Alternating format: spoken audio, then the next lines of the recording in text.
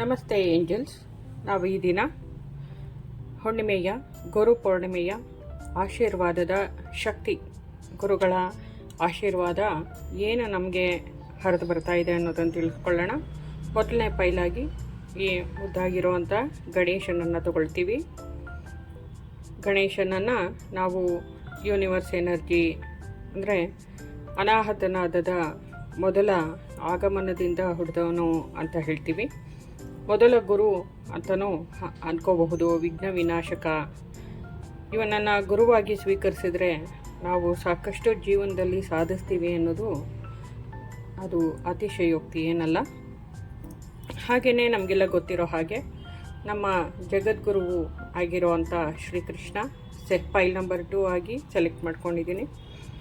ನೋಡಿ, ನಿಮಗೆ ಯಾವುದರಲ್ಲಿ ಮೆಸೇಜ್ ಇದೆ ಅಂತ ಮನಸ್ಸಿಗೆ ಅನ್ನಿಸ್ತಾ ಇದೆ ಆ ಫೈಲನ್ನು ನೀವು ಆರಿಸ್ಕೊಳ್ಳಿ. ಫೈಲ್ ನಂಬರ್ 1 ಬಂದು ಶ್ರೀ ಗಣೇಶ, ಫೈಲ್ ನಂಬರ್ 2 ಬಂದು ಶ್ರೀಕೃಷ್ಣ. ಇವೆರಡರಲ್ಲಿ ಯಾವುದು ನಿಮಗೆ ಅಟ್ರಾಕ್ಟ್ ಆಗ್ತಾ ಇದೆ ಅದು ನಿಮಗೆ ಇವತ್ತಿನ ಮೆಸೇಜ್ ಆಗಿರುತ್ತೆ. ಹಾಗೆಯೇ ಮಹಾನ್ ಗುರುವಿನ, ದೈವಿ ಗುರುವಿನ ಆಶೀರ್ವಾದದ ಶಕ್ತಿ ನಿಮಗೆ ಏನು ಮೆಸೇಜನ್ನು ಕೊಡ್ತಾ ಇದೆ ಅಂತ ಕೂಡ ಜೊತೆಗೆ ತಿಳ್ಕೊಳ್ಳೋಣ. ಈಗ ಫೈಲ್ ನಂಬರ್ 1 ನಾವು ಶ್ರೀ ಗಣೇಶನ ಮೊದಲನೇ ಫೈಲ್ ಈ ಥರ ರೀಡಿಂಗನ್ನು ಈಗ ಮಾಡ್ತಾ ಇದ್ದೀವಿ. ಎಲ್ಲರೂ ನಿರಾಳವಾಗಿರುವಂಥ ಮನಸ್ಸಲ್ಲಿ 1-2 ಸೆಕೆಂಡು ಪ್ರಾರ್ಥಿಸ್ತಾ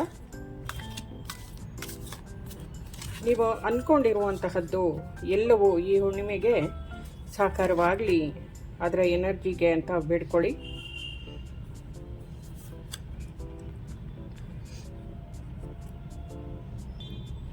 ನೀವು ಅಂದ್ಕೊಂಡಿರೋದೆಲ್ಲ ನೆರವೇರ್ತಾ ಇದೆ ಅನ್ನುವಂಥದ್ದನ್ನು ಪ್ರಾರ್ಥಿಸಿದ್ದೀರಾ, ಅಂದ್ಕೊಂಡಿದ್ದೀರಾ, ಅಫರ್ಮೇಷನನ್ನು ಮಾಡ್ಕೊಂಡಿದ್ದೀರಾ. ನಿಮಗೆ ಯಾವ ಏಂಜಲ್ಸ್ನ ಕೃಪೆ ಇದೆ ಅದನ್ನು ಗಮನಿಸೋಣ. ಅವರು ಏನು ಹೇಳ್ತಾರೆ ನಿಮಗೆ ಅನ್ನೋದನ್ನು ತಿಳ್ಕೊಳ್ಳೋಣ.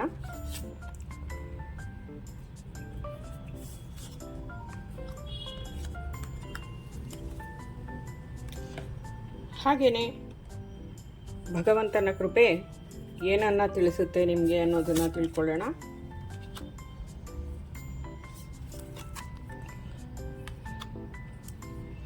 ನೀವು ಆಷಾಢ ಶುರುವಾದ ಮೇಲೆ ಮನಸ್ಸಿನಲ್ಲಿ ಏನೇನು ಸಂಕಲ್ಪಗಳನ್ನು ಮಾಡ್ಕೊಂಡಿದ್ರಿ, ಏನು ಆಸೆಯನ್ನು ಇಟ್ಕೊಂಡಿದ್ರಿ, ಅದೆಲ್ಲ ನೆರವೇರ್ತಾ ಇದೆಯಾ, ಅದ್ರ ಬಗ್ಗೆ ಏನು ಮಾಹಿತಿ ಇದೆ ಅನ್ನೋದನ್ನು ತಿಳ್ಕೊಳ್ಳೋಣ. ಗುರುಗಳ ಆಶೀರ್ವಾದ ನಿಮಗೆ ಏನು ಮೆಸೇಜನ್ನು ಕೊಡ್ತಾ ಇದೆ ಅನ್ನೋದನ್ನು ಈ ಕಾರ್ಡಿಂದ ತಿಳ್ಕೊತೀವಿ.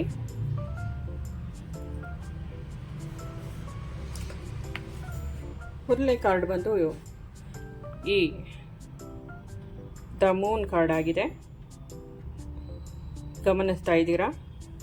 ಈಗ ಪ್ರಸ್ತುತ ನಿಮ್ಮ ಜೀವನದಲ್ಲಿ ಏನು ನಡೀತಿದೆ ಅಥವಾ ಏನು ನಡೆದಿದೆ ಅದರ ಬಗ್ಗೆ ನಿಮ್ಮ ಭಾವನೆಗಳನ್ನು ಇಲ್ಲಿ ಸೂಚಿಸ್ತಾ ಇದೆ. ಅದಕ್ಕೆ ನಿಮ್ಮ ರಿಯಾಕ್ಷನ್ ಹೇಗಿರಬೇಕು ಅನ್ನೋದನ್ನು ಇಲ್ಲಿ ಹೇಳ್ತೋರೋಂಥದ್ದು.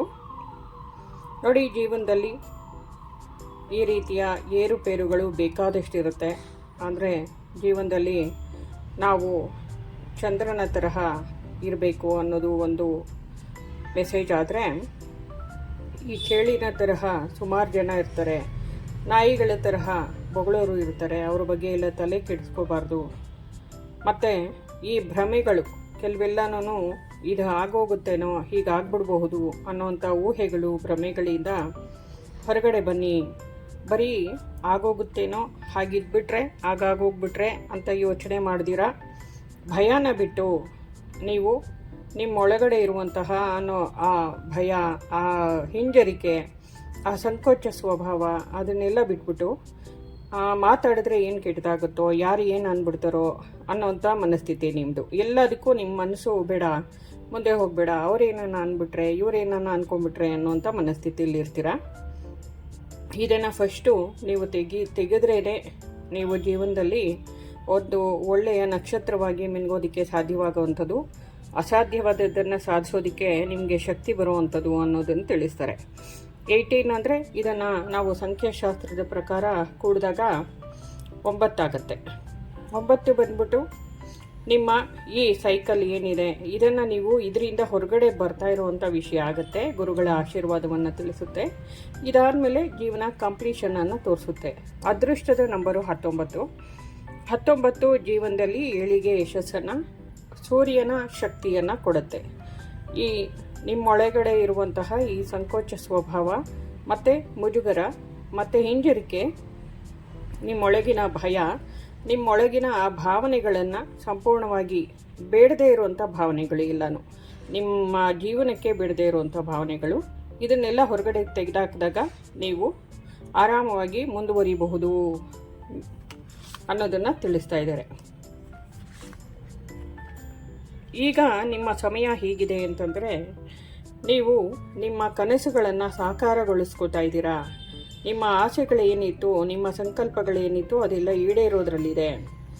ಇದು ಡ್ರಮ್ಮನ್ನು ಏನಕ್ಕೆ ಸೂಚಿಸ್ತೀವಿ ಅಂತಂದರೆ, ನೀವು ಆರಾಮವಾಗಿ ನಿಮ್ಮ ಏಳಿಗೆ ಹೊಂದಿರೋದನ್ನು, ಯಶಸ್ಸನ್ನು ನೀವು ಅನೌನ್ಸ್ ಮಾಡ್ಬೋದು ಅಥವಾ ಜಗಕ್ಕೇನೆ ಸಾರಿ ಹೇಳುವಂಥ ಸಮಯ ಬರ್ತಾ ಇದೆ ಅನ್ನೋದನ್ನು ತಿಳಿಸುವಂಥ ಕಾಡಿದು. ನಿಮಗೆ ಶ್ರೀ ಗಣೇಶನ ಆಶೀರ್ವಾದ ಸಂಪೂರ್ಣವಾಗಿದೆ ಮತ್ತು ಇವನ ಕೈನಲ್ಲಿ ಪೂರ್ಣ ಫಲ ಇದೆ, ಆಮೇಲೆ ಸಿಹಿ ಇದೆ. ಇದನ್ನು ಹೊತ್ತು ತರ್ತಾ ಇದ್ದಾನೆ ನಿಮ್ಮ ಜೀವನಕ್ಕೆ.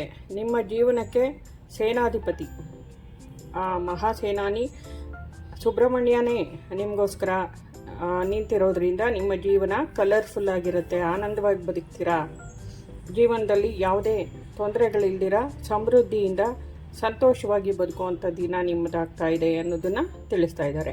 ನಿಜವಾಗ್ಲೂ ಈ ಗಣೇಶನನ್ನು ಆರಿಸ್ಕೊಂಡವರು ಜೀವನದಲ್ಲಿ ಶ್ರೀ ಗಣೇಶನ, ಸುಬ್ರಹ್ಮಣ್ಯ ಸ್ವಾಮಿಯ ಆಶೀರ್ವಾದ, ನೀವು ಆರಾಮವಾಗಿ ನಿಮ್ಮ ಕನಸನ್ನು ಜಗಜ್ಜಾಹೀರು ಮಾಡಬಹುದು ಅನ್ನೋದನ್ನು ತಿಳಿಸ್ತಾ ಇದೆ.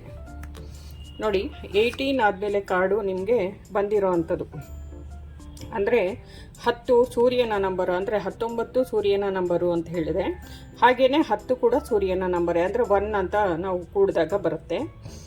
ಇಲ್ಲಿ ನಿಮ್ಮ ಜೀವನ ಚಕ್ರದ ಈ ಹಿಂದಿನ ಎಲ್ಲವನ್ನು ತೆಗೆದುಹಾಕಿ ಇಲ್ಲಿ ನೋಡಿ, ಇಲ್ಲಿ ನೀವು ಏಂಜಲ್ಸನ್ನು ಮತ್ತು ಶಮಾನಿಕ ಅನಿಮಲ್ಸನ್ನು ಎಲ್ಲವನ್ನು ಗಮನಿಸ್ತಾ ಇದ್ದೀರಾ. ಮತ್ತು ನಿಮಗೆ ಇಲ್ಲಿ ಸ್ಕಂದ ದೇವರ ಆಶೀರ್ವಾದದಿಂದ ಎಲ್ಲ ದೋಷಗಳೂ ಪರಿಹಾರ ಆಗ್ತಾ ಇದೆ. ಎಲ್ಲ ಪಾಪ ಕರ್ಮಗಳ ಸೈಕಲ್ ಕಂಪ್ಲೀಟ್ ಆಗ್ತಾ ಇದೆ. ನಿಮ್ಮೊಳಗಡೆ ಅಗ್ನಿ ತತ್ವ ಅಂದರೆ ಭಗವತಿ ಶಿವನ ಆಶೀರ್ವಾದ ಹೆಚ್ಚಾಗಿ ಸಿಗ್ತಾ ಇದೆ ಅನ್ನೋದನ್ನು ಈ ಸಿಂಬಲ್ ತಿಳಿಸ್ತಾ ಇದೆ. ಈಶ್ವರನ ಆಶೀರ್ವಾದ ನಿಮ್ಮ ಎಲ್ಲ ಆಸೆಗಳನ್ನು ಈಡೇರಿಸೋ ಕಡೆ ಕರ್ಕೊಂಡು ಹೋಗ್ತಾ ಇದೆ. ನಿಮ್ಮ ಜೀವನದಲ್ಲಿ ಅದೃಷ್ಟ ಕೂಡಿ ಬರ್ತಾ ಇದೆ. ಕರ್ಮಗಳನ್ನು ಮುಗಿಸಿದ್ದೀರಾ, ಆ ಸೈಕಲ್ಲಿಂದ ಕಂಪ್ಲೀಟಾಗಿ ಹೊರಗಡೆ ಬರ್ತಾ ಇದ್ದೀರಾ. ಗಮನಿಸಿ ಎಷ್ಟು ಸುಂದರವಾದ ಕಾರ್ಡು ನಿಮಗೆ ಬಂದಿದೆ ಅನ್ನೋದನ್ನು. ಜೀವನದಲ್ಲಿ ಮಹತ್ತರವಾದಂಥ ಚೇಂಜಸ್ಸು ನೀವು ಗಮನಿಸ್ತಾ ಇದ್ದೀರಾ.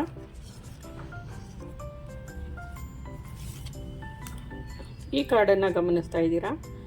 ಇದು ಪುರೋಹಿತ ಅಂದರೆ ಹೆಚ್ಚಾಗಿ ಕಲ್ತಿರೋ ಅಂತಹ ಪುರೋಹಿತ ಅಂತ ಹೇಳ್ಬೋದು, ಜ್ಞಾನಿ ಅಂತ ಹೇಳ್ಬೋದು. ಇಂಥ ಗುರುವಿನ ಆಶೀರ್ವಾದ ನಿಮಗೆ ಸದಾ ಇರುತ್ತೆ ಅನ್ನೋದು ತಿಳಿಸ್ತಾ ಇದ್ದಾರೆ. ಇಲ್ಲಿ ನಾವು ನಮ್ಮ ಸ್ಕಂದ ದೇವರನ್ನು ನಮ್ಮ ಸರ್ಪದೋಷಗಳನ್ನು ನಿವಾರಣೆ ಮಾಡುವಂಥ ದೇವರು ಅಂತಲೂ ಕರಿತೀವಿ ಅಲ್ವಾ. ಇಲ್ಲಿ ನೋಡಿ, ಇಲ್ಲೂ ಸರ್ಪನ ಗಮನಿಸ್ತಾ ಇದ್ದೀರಾ, ಇಲ್ಲೂ ಪಕ್ಷಿಯನ್ನು ಗಮನಿಸ್ತಿದ್ದೀರಾ, ಪಕ್ಷಿಗಳು ಮತ್ತು ಸ್ಕಂದ ದೇವರು ನಮ್ಮ ಇಲ್ಲಿ ಸರ್ಪವನ್ನು ಗಮನಿಸ್ತಾ ಇದ್ದೀರಾ. ಇಲ್ಲಿ ನೋಡಿ, ಇದೆಲ್ಲವೂ ನಿಮ್ಗೆ ಏನು ಹೇಳುತ್ತೆ ಅಂತಂದರೆ, ಇಂಥ ಮಹಾನ್ ಗುರುವೇ, ಇಲ್ಲಿ ಇವರು ಗುರುವೇ ಆಗಿದ್ದಾರೆ. ಈ ಮಹಾನ್ ಗುರುವು ನಿಮ್ಮ ಜೀವನದಲ್ಲಿ ಬರ್ತಾ ಇದ್ದಾರೆ ಅಂತ ಅರ್ಥ. ಅಂದರೆ ಇಂಥ ಗುರುವೇ ನಿಮ್ಮ ಜೀವನದಲ್ಲಿ ಇರಬೇಕಾದ್ರೆ ಬೇರೆ ಏನು ಡೌಟೇ ಇಲ್ಲ. ನಿಮ್ಮ ಜೀವನದ ಏಳಿಗೆಗೆ, ಯಶಸ್ಸಿಗೆ ಮ್ಯಾಜಿಕ್ ಥರ ನೀವು ಅಂದ್ಕೊಂಡಿರೋದೆಲ್ಲ ನೆರವೇರುತ್ತೆ. ಅವರ ಆಶೀರ್ವಾದ ನಿಮಗೆ ಸದಾ ಇರುತ್ತೆ ಅನ್ನೋವಂಥದ್ದು ತಿಳಿಸ್ತಾ ಇದ್ದಾರೆ. ನಿಮಗೆ ಇಡೀ ಪ್ರಕೃತಿನೇ ಸಹಾಯವನ್ನು ಮಾಡ್ತಾ ಇದೆ ಅನ್ನೋದನ್ನು ಇಲ್ಲಿ ತಿಳಿಸ್ತಾ ಇದ್ದಾರೆ. ಈ ಕಾರ್ಡನ್ನು ಗಮನಿಸ್ತಾ ಇದ್ದೀರಾ. ಮತ್ಸ್ಯಾವತಾರದ ಶ್ರೀಕೃಷ್ಣನ ಕಾರ್ಡು.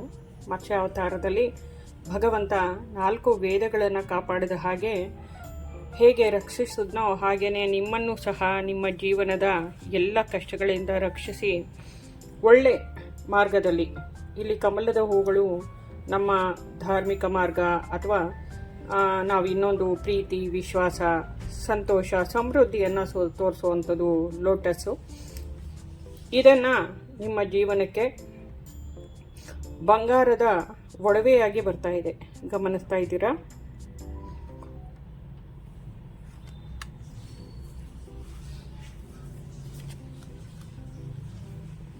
ಇದನ್ನು ಗಮನಿಸಿ.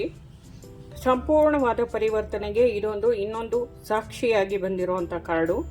ನಿಮ್ಮ ಜೀವನದ ಎಲ್ಲ ನಷ್ಟಗಳನ್ನು, ಮನಸ್ಸಿನ ಭಾವನೆಗಳು, ಗೊಂದಲಗಳಿಂದ ಸಂಪೂರ್ಣವಾಗಿ ಹೊರಗಡೆ ಬರ್ತಾ ಇರೋವಂಥದ್ದು. ಇಲ್ಲಿ ನಿಮಗೆ ಪಾರ್ವತಿಯ ಎನರ್ಜಿ ಹೆಚ್ಚಾಗಿ ಹರಿಯೋದಕ್ಕೆ ಶುರುವಾಗುತ್ತೆ.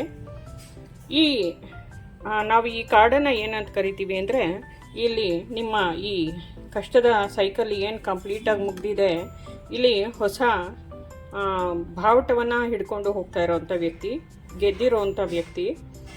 ಬೇರೆಯವರೆಲ್ಲ ಇವ್ರ ಮುಂದೆ ಸರೆಂಡರ್ ಆಗಿದ್ದಾರೆ.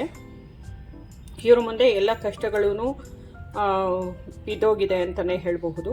ಈ ಸ್ಥಿತಿಯಲ್ಲಿ ನೀವು ಈ 4ಅನ್ನು ನಾವು ಏನಂತ ಹೇಳ್ತೀವಿ ಅಂದರೆ ವಿಜಯ ಅಂತ ಹೇಳ್ಬೋದು. ಸೂರ್ಯ ಉದಿಸ್ತಾ ಇರೋವಂಥದ್ದು, ಹೊಸ ಜೀವನದ ಕಡೆಗೆ, ಹೊಸ ಆರಂಭದ ಕಡೆಗೆ ನಿಮ್ಮ ಹೆಜ್ಜೆ ಅನ್ನೋಂಥದ್ದನ್ನು ಇಲ್ಲಿ ತೋರಿಸ್ತಾ ಇದೆ. ಈ ಹಳೆಯ ಒಂದು ಸೈಕಲ್ ಸಂಪೂರ್ಣವಾಗಿ ನಿಮ್ಮ ಕರ್ಮಗಳೆಲ್ಲ ಕಳೆದೋಗಿದೆ. ಈಗ ಹೊಸ ಹೆಜ್ಜೆಯಲ್ಲಿ ಆಧ್ಯಾತ್ಮಿಕವಾಗಿ ಮತ್ತು ಜೀವನದಲ್ಲಿ ಬಾವುಟವನ್ನು ಹಾರಿಸ್ಕೊಂಡು, ಧ್ವಜವನ್ನು ಹಾರಿಸ್ಕೊಂಡು ಹೊಸ ಸೂರ್ಯ ಹುಡ್ತಾ ಇದ್ದಾನೆ ನೋಡಿ. ಹೊಸ ಉಗಮ ಜೀವನದ್ದು, ಆ ಕಡೆಗೆ ನಡೀತಿದ್ದೀರಾ. ಇಲ್ಲಿ ನಿಮಗೆ ಪಾರ್ವತಿಯ ಎನರ್ಜಿ ಯಥೇಚ್ಛವಾಗಿ ಹರಿದು ಬರ್ತಾ ಇದೆ. ಇಲ್ಲಿ ವರುಣ ದೇವರನ್ನು ಗಮನಿಸ್ತಾ ಇದ್ದೀರಾ. ಜಲದೇವತೆ ನಿಮ್ಮ ಭಾವನೆಗಳನ್ನು ಇಲ್ಲಿ ಗಮನಿಸ್ತಾ ಇದ್ದೀರಾ. ನಿಮ್ಮ ಭಾವನೆಗಳಿಂದ ಎಲ್ಲವನ್ನ ನೀವು ಭಾವನೆಗಳನ್ನು ಅಂದರೆ ನಿಮ್ಮ ಮನಸ್ಸಿನ ನೋವುಗಳನ್ನೆಲ್ಲ ಬಿಟ್ಟು ಜಗನ್ಮಾತೆಯರಿಗೆ ನಿಮ್ಮನ್ನು ನೀವು ಗಂಗಾ ಯಮುನೆಯ ಆಶೀರ್ವಾದದಲ್ಲಿ ನಿಮ್ಮನ್ನು ಸಂಪೂರ್ಣವಾಗಿ ಕ್ಲೇಂಜ್ ಮಾಡ್ಕೊಂಡಿದ್ದೀರಾ. ಸಂಪೂರ್ಣವಾಗಿ ನಿಮ್ಮ ಕರ್ಮಗಳನ್ನು ಕಳ್ಕೊಂಡಿದ್ದೀರಾ. ಅವರ ಕೃಪೆ ನಿಮ್ಮ ಮೇಲಿದೆ ಹಾಗಂತ ತೋರಿಸ್ತಾ ಇದೆ. ಹಾಗೆಯೇ ನೀವು ಮುಂದಿನ ಜೀವನದಲ್ಲಿ ಪ್ರಾಮಾಣಿಕತೆಯಿಂದ ಧೈರ್ಯವಾಗಿ ಧರ್ಮ ಮಾರ್ಗದಲ್ಲಿ ನಡೆದರೆ ನಿಮ್ಮ ಜೀವನದಲ್ಲಿ ಬರೀ ಹೂವಿನ ಒಳ್ಳೆ ಫ್ರ್ಯಾಗ್ರೆನ್ಸ್ ಅಂತ ಹೇಳ್ಬೋದು, ಆ ಸ್ಮೆಲ್ ಆಗ್ಬೋದು, ಇದು ಮಧುರತೆ ಆಗ್ಬೋದು, ಅದನ್ನು ಗಮನಿಸ್ತೀರಾ, ಅದನ್ನು ನೀವು ಸ್ವೀಕರಿಸೋದಕ್ಕೆ ಸಿದ್ಧವಾಗ್ತೀರಾ. ಆ ಸ್ಥಿತಿಯ ಆಗಮನ ನಿಮ್ಮ ಜೀವನಕ್ಕೆ ಆಗ್ತಾ ಇದೆ ಅನ್ನುವಂಥದ್ದು. ನಿಮ್ಮ ಗುರುವು ಹೇಳ್ತಾ ಇರೋವಂಥದ್ದು, ಶಿರಡಿ ಸಾಯಿನಾಥ್ರೆ ಹೇಳ್ತಾ ಇರೋವಂಥದ್ದು ನೋಡಿ.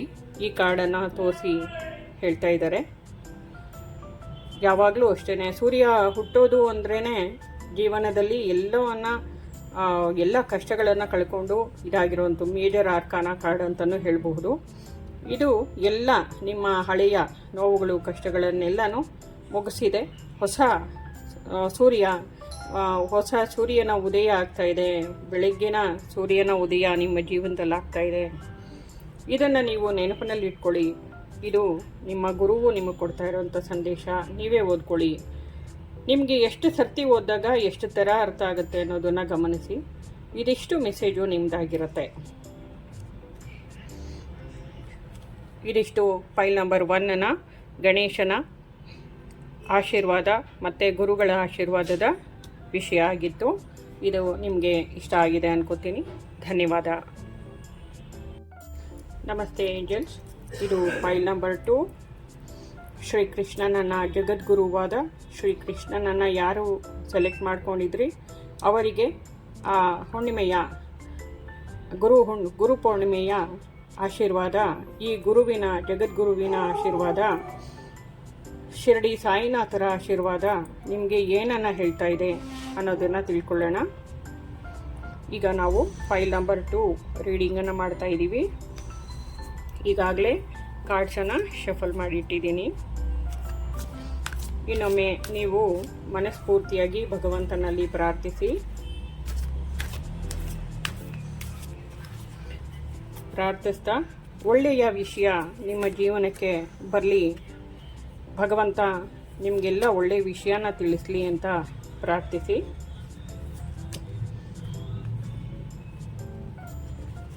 ಅದ್ಭುತವಾದಂಥ ಮೇಜರ್ ಆರ್ಕಾನ ಕಾರ್ಡ್ ಆಗಿದೆ ಇದು.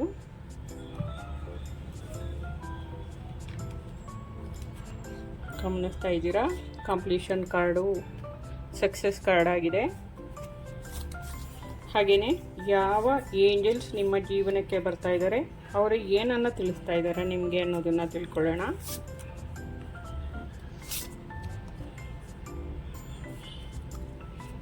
ಮೊದಲನೇ ಪೈಲ್ವರೆಗೂ ಪ್ರಾಣಿ ಪಕ್ಷಿಗಳು ಹೆಚ್ಚಾಗಿ ಬಂದಿದ್ವು. ನಿಮಗೂ ಸಹ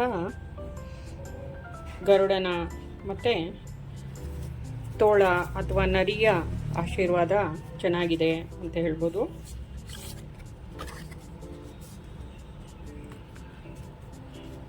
ಯಾವ ದೇವರು ನಿಮ್ಮ ಜೀವನದಲ್ಲಿ ಆಶೀರ್ವಾದವನ್ನು ಮಾಡ್ತಾ ಇದ್ದಾರೆ ಹುಣ್ಣಿಮೆಯ ಪ್ರಯುಕ್ತ ಅನ್ನೋದನ್ನು ಗಮನಿಸೋಣ.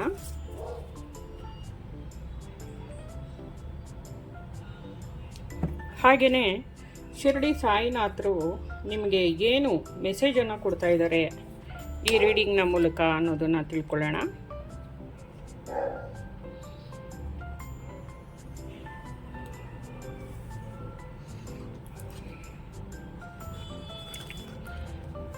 ನಾವು ಇದನ್ನು ಗಮನಿಸ್ತಾ ಇದ್ದೀವಿ ನೋಡಿ. ಇಲ್ಲಿ ನಾವು ಅರೇಂಜ್ ಮ್ಯಾರೇಜನ್ನು ಗಮನಿಸ್ತಾ ಇದ್ದೀವಿ. ಮತ್ತು ಎಲ್ಲರೂ ಸಂತೋಷವಾಗಿ ಇವು ಹಣಕಾಸು ಜೀವನದಲ್ಲಿ ಯಾವುದೇ ಪ್ರಾಬ್ಲಮ್ ಇಲ್ದಿರ ಎಲ್ಲರೂ ಸಂತೋಷವಾಗಿ ಕೂಡಿ ಇರೋದನ್ನು ತೋರಿಸ್ತಾ ಇರುವಂಥ ಕಾರ್ಡು. ಇಲ್ಲಿ ಸ್ವಾರ್ಥನ ಬಿಡಬೇಕು, ಧರ್ಮ ಮಾರ್ಗದಲ್ಲಿರಬೇಕು, ಯಾರಿಗೂ ಹಣದಲ್ಲಿ ಮೋಸ ಮಾಡಬಾರ್ದು ಅನ್ನೋದು ಮೇಯ್ನಾಗಿ ಬರ್ತಾ ಇರೋವಂಥದ್ದು. ಇದು ಯಾರಿಗೆ ಭಗವಂತ ಮೆಸೇಜ್ ಕೊಡ್ತೀಯಾನೆ ನನಗೆ ಗೊತ್ತಾಗ್ತಾ ಇಲ್ಲ. ಇಲ್ಲಿ ನೋಡಿ, ಇಬ್ಬರು ವ್ಯಕ್ತಿಗಳು ನಿಂತು ಸಂತೋಷವಾಗಿ ಮಾತಾಡ್ತಿದ್ದಾರೆ. ಇಲ್ಲಿ ಪ್ರಾಣಿಗಳು, ಮಕ್ಕಳು ಮತ್ತು ಸಮೃದ್ಧಿ, ಇಲ್ಲಿ ವಯಸ್ಸಾದವರು, ಹಿರಿಯರು, ಮನೆ ಇದೆಲ್ಲವನ್ನು ಗಮನಿಸ್ತಾ ಇದ್ದೀವಿ. ಹಣವನ್ನು ಗಮನಿಸ್ತಾ ಇದ್ದೀವಿ. ಇದಿಷ್ಟನ್ನು ನಿಮ್ಮ ಜೀವನದಲ್ಲಿ ತಂದುಕೊಟ್ಟಿದ್ದಾನೆ ಭಗವಂತ. ಹೌದು, ಯಾವುದೇ ಫೈನಾನ್ಷಿಯಲಿ ಪ್ರಾಬ್ಲಮ್ ಇಲ್ಲ, ನಿಮಗೆ ಲಾಂಗ್ ಟರ್ಮ್ ಸಕ್ಸಸ್ ಸಿಕ್ಕಿದೆ. ಎಲ್ಲದರಲ್ಲೂ ಕಾಂಟ್ರಿಬ್ಯೂಷನ್ ಮಾಡುವಂಥ ಅವಕಾಶಗಳು ಸಿಕ್ಕಿದೆ ಜೀವನದಲ್ಲಿ. ನೀವು ಧರ್ಮ ಮಾರ್ಗದಲ್ಲಿ ಇದ್ದರೆ ಇದು ಹೀಗೇ ಮುಂದುವರಿಯುತ್ತೆ. ನ್ಯಾಯವಾಗಿ ಬದುಕಿ ಅನ್ನೋದನ್ನು ಹೇಳ್ತಾ ಇದೆ. ಇಲ್ಲಿ ಮನಸ್ಕಾರಕ ಚಂದ್ರದೇವರನ್ನು ತೋರಿಸ್ತಾ ಇದೆ. ಮನಸ್ಸು ನಿಗ್ರಹದಲ್ಲಿ ಇರಬೇಕು. ಚಂದ್ರದೇವರ ಆಶೀರ್ವಾದ ನಿಮಗೆ ಸಂಪೂರ್ಣವಾಗಿ ಸಿಗುತ್ತೆ. ನಿಮ್ಮ ಭಾವನೆಗಳು ಯಾವುದ್ರ ಬಗ್ಗೆನೇ ಆಗಲಿ ಅತಿಯಾದ ಆಸೆ ಬೇಡ, ದುರಾಸೆ ಬೇಡ ಅನ್ನೋದನ್ನು ತಿಳಿಸ್ತಾ ಇದ್ದಾರೆ. ನ್ಯಾಯವಾಗಿರಿ ಅನ್ನೋದು ನಿಮ್ಮ ಮನಸ್ಸಿಗೆ, ನಿಮ್ಮ ಜೀವನಕ್ಕೆ ಮೆಡಿಸಿನ್ ಗಾರ್ಡಿಯನ್ ನಿಮ್ಮ ಮನಸ್ಸನ್ನು ಹೀಲ್ ಮಾಡೋದಕ್ಕೆ ನಿಮ್ಮ ಜೀವನಕ್ಕೆ ಬರ್ತಾ ಇದ್ದಾರೆ. ಅವರು ನಿಮ್ಮ ಮನಸ್ಸನ್ನು ಈ ದಾರಿಲಿ ಹೋದರೆ ಸರಿ, ಇದು ತಪ್ಪು, ನೀನು ಅಂದ್ಕೊಂಡಿರೋದು ತಪ್ಪು, ನೀನು ಯೋಚನೆ ಮಾಡಬೇಕಾಗಿರೋದು ಬೇರೆ ಥರ ಇದೆ, ನೀನು ಅಂದ್ಕೊಂಡಿರೋ ರೀತಿಯಲ್ಲಿ ಇಲ್ಲಿನ ವಿಷಯಗಳಿಲ್ಲ, ನಿನ್ನ ಮನಸ್ಸಲ್ಲಿ ಬೇರೆ ರೀತಿಯ ಭಾವನೆಗಳಿದೆ, ಆದರೆ ನಿಜವಾದ ವಾಸ್ತವನೇ ಬೇರೆ ಇದೆ ಅಂತ ತಿಳಿಸೋದಕ್ಕೆ ಬರ್ತಾ ಇರೋವಂಥ ಗುರುವಾಗಿದ್ದಾರೆ.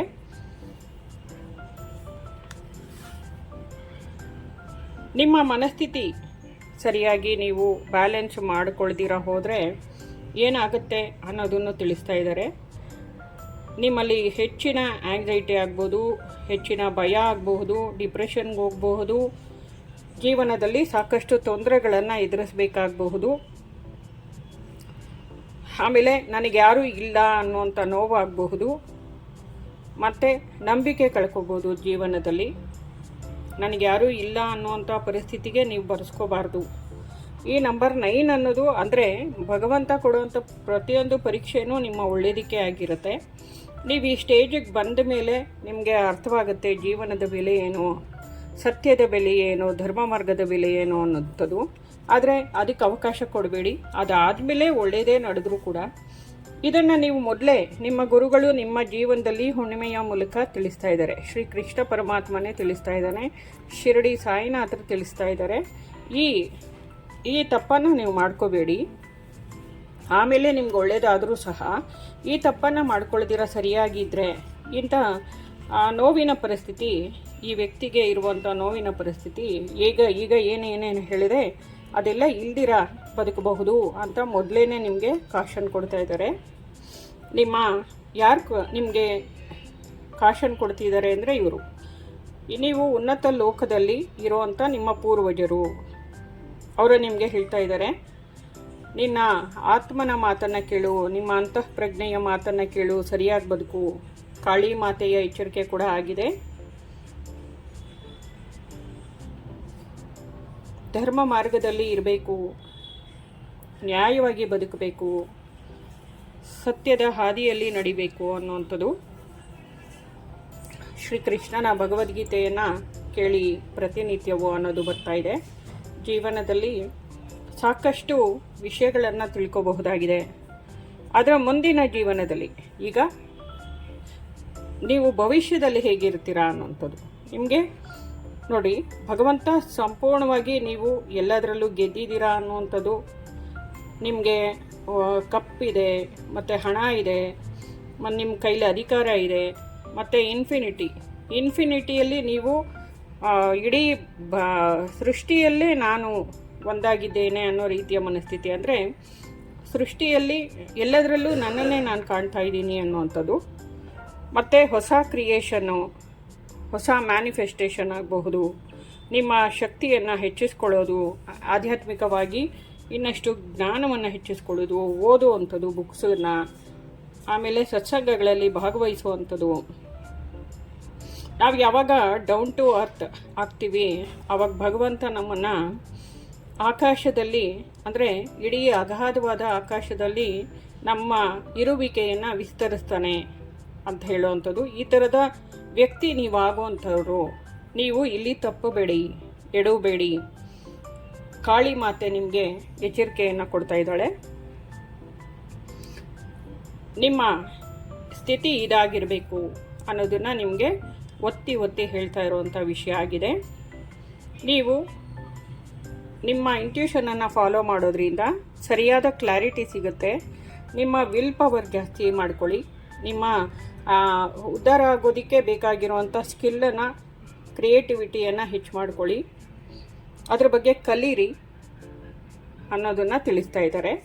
ಅದೇ ಪುಸ್ತಕ ಓದೋದ್ರಿಂದ, ಸತ್ಸಂಗಗಳಲ್ಲಿ ಭಾಗವಹಿಸೋದ್ರಿಂದ ನಿಮಗೆ ಶಮಾನಿಕ್ ಅನಿಮಲ್ಸ್ನ ಆಶೀರ್ವಾದ ಇದೆ. ಅವರು ನಿಮ್ಮ ಜೊತೆಲಿ ಇರ್ತಾರೆ. ಇವರ ಹೆಲ್ಪನ್ನು ನೀವು ಒಂದು 5 ಸರ್ತಿ ಕೇಳಿದ್ರೆ, 3 ಸರ್ತಿ ಬೇಡ್ಕೊಂಡ್ರೆ ಹೆಲ್ಪ್ ಮಾಡಿ ಅಂತ ಇವರು ಬಂದು ನಿಮಗೆ ಹೆಲ್ಪ್ ಮಾಡ್ತಾರೆ. ನಿಮಗೆ ಹೊಸದು ಜೀವನದಲ್ಲೂ ಹೊಸ ಗಿಫ್ಟ್ಗಳು ಬೇಕು. ಇವಾಗ ಭಗವಂತ ಈಗಾಗಲೇ ನಿಮಗೆ ಇಷ್ಟೆಲ್ಲ ಎಲ್ಲ ಇದೆ ಇಲ್ಲಿ ಗಮನಿಸಿ.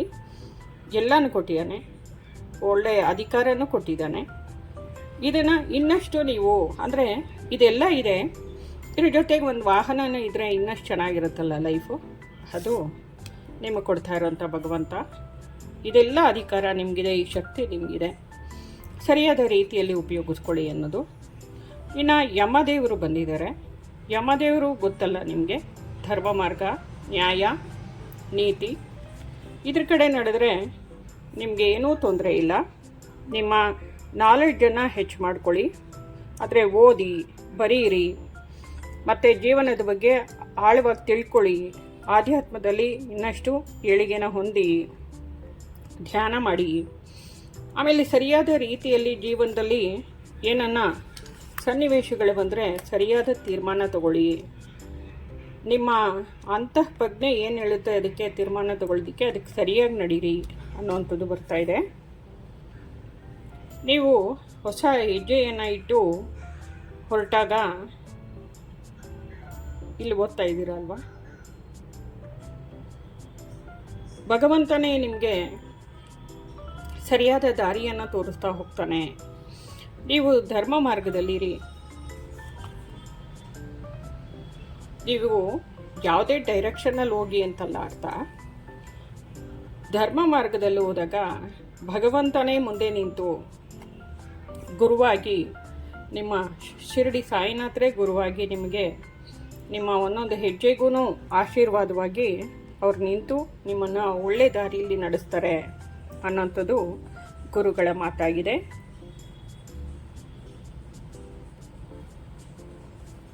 ಸರಿಯಾದ ಮಾರ್ಗವನ್ನು ಆರಿಸ್ಕೊಳ್ಳಿ, ನಿಮ್ಮ ಕೈಯಲ್ಲೇ ಇದೆ ಅಂತ ಹೇಳ್ತಾ, ಭಗವಂತನ ಸಂಪೂರ್ಣವಾದ ಶ್ರೀಕೃಷ್ಣನ ಶಿರಡಿ ಸಾಯಿನಾಥರ ಆಶೀರ್ವಾದವಿದೆ ಅಂತ ಹೇಳ್ತಾ, ನಿಮಗೆ ಒಳ್ಳೆಯದಾಗಲಿ ಅಂತ ಹೇಳ್ತಾ, ಫೈಲ್ ನಂಬರ್ 2 ಏಂಜಲ್ಸ್ ಈ ರೀಡಿಂಗನ್ನು ಮುಗಿಸ್ತಾ ಇದ್ದೀನಿ.